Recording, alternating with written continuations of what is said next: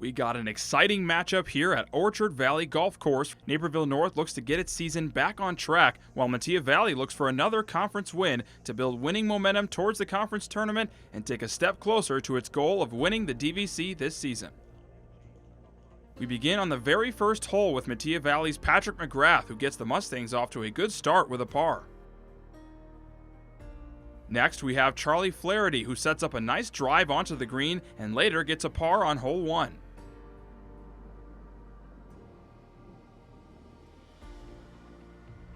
Now it's Huskie Will Einspar getting a nice chip as his shot lands on the green. The senior closes out the day with a 44. On to hole number 2, where Naperville North's Roos chips his shot past the flag. Roos finishes the day with a score of 42.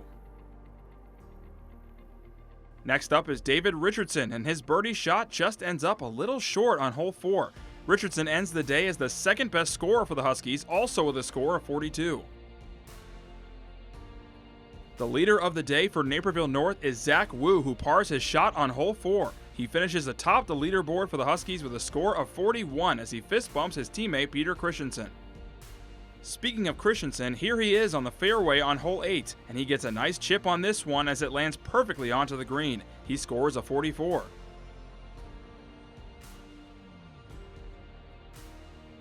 Up next is Patrick McGrath in the bunker, and he is also able to chip his shot to the green. McGrath ends the day with a score of 39. On to the final hole with Naperville North's James Driscoll, dropping this ball and getting a good roll onto the green. Next up is Metea Valley's Armand Shaw, and his birdie is just short of hole 9. Shaw also gets a score of 39 and finishes in second. But in the end, it's Charlie Flaherty who steals the show as the top scorer for the Mustangs as he pars his final shot and ends the day with a score of 39. A three-way tie for first for the Mustangs as it was a total team effort at Orchard Valley. They take this one over the Huskies with a final score of 158 to 169.